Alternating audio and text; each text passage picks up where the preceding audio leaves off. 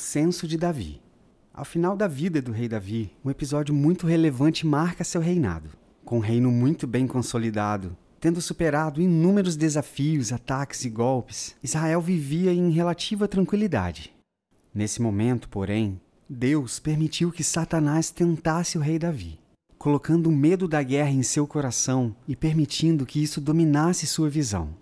Deus permitiu isso porque, enquanto Satanás queria destruir Davi e seu reinado, ele queria mostrar o seu lugar de proeminência diante de seus súditos. Com medo de novas guerras e invasões, e duvidando não só da força do seu exército, mas também da força do próprio Deus, Davi convocou Joabe, comandante-chefe de seu exército, e pediu que ele percorresse todo o território de Israel e Judá para contabilizar os homens habilitados à guerra. Joabe tentou alertar Davi de que essa ordem não tinha sentido, mas por não conseguir persuadir o rei, partiu para cumprir a tarefa. Não havia nada de ruim no censo em si, mas na motivação do rei. Inúmeros censos foram feitos no Antigo Testamento, para propósitos militares, povoar a terra ou organizar os levitas. Este recenseamento, no entanto, desagradou a Deus, pois Davi parece ter esquecido que o povo não era seu, mas de Deus. Ao fim de 9 meses e 20 dias, depois de percorrer todo o território de Israel, Joabe retornou a Jerusalém com os números exatos. Em Israel encontraram 800.000 homens habilitados para a guerra, e em Judá outros 500.000. Esse evento da vida de Davi pode ser encontrado tanto no livro de 2 Samuel quanto em 1 Crônicas. Os números que acabamos de citar estão registrados em 2 Samuel. Em 1 Crônicas, o número é maior. Isso acontece porque, em 2 Samuel, não foi contabilizado o número do exército permanente de Davi, que era formado por mais de 288.000 soldados.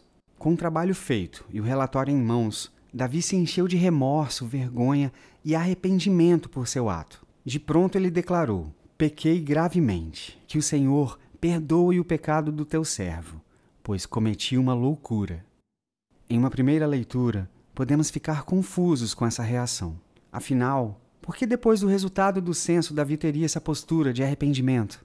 Como vimos há pouco, o que motivou o rei a ordenar o recenseamento foi a falta de confiança que tinha no exército de Israel. E, em última instância, no próprio Senhor. Por temer novas guerras, o medo de possuir poucos soldados dominou o coração de Davi. Mas após ser dominado por esse medo por tanto tempo, ao ver os números, Davi percebeu que sua desconfiança era descabida e que Israel possuía homens o suficiente para uma grande guerra. Nesse momento, o rei percebeu sua insensatez, e o que antes parecia sabedoria foi revelado como loucura. Ele não só duvidou dos seus homens, ele duvidou do Senhor como provedor de justiça e vitórias. Ao longo de sua vida, Davi escapou de inúmeras situações em que esteve em desvantagem. Sendo assim, ele sabia muito bem que, se o Senhor estivesse ao seu lado, não haveria números, armas ou tamanho que fosse capaz de o derrotar. Já falamos neste canal sobre o episódio famoso entre Davi e Golias. Uma história que nos mostra muito bem qual era a posição que o rei deveria ter se quisesse garantir a vitória. Não uma posição de soberba, mas de humilde confiança no braço forte do Senhor. Quando o rei era novo, essa confiança dominava seu coração. Mas agora, com a idade avançada, queria se apegar a garantias humanas. Esse censo é a prova disso. Em Israel, a figura do profeta sempre ocupou uma posição central ao lado dos reis. E nesse momento não foi diferente. Deus levantou Gade, conhecido simplesmente como um vidente, para confrontar Davi em seu pecado. A mensagem do profeta não era nem um pouco positiva. E, em forma de teste, permitiu que Davi escolhesse uma dentre 3 possíveis punições: 3 anos de fome na terra, 3 meses fugindo de adversários ou 3 dias de praga. Nesse momento, Davi demonstrou o motivo de ser conhecido como o homem segundo o coração de Deus. Ele não apenas se arrependeu profundamente de seu pecado, como escolheu com sabedoria nesse teste divino.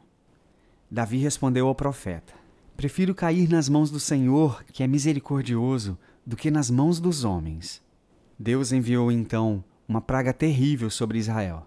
Embora a ofensa de Davi tenha sido contra o próprio Deus, ele conhecia o Senhor e sabia que ele agiria com misericórdia e compaixão, dando vida diante do arrependimento.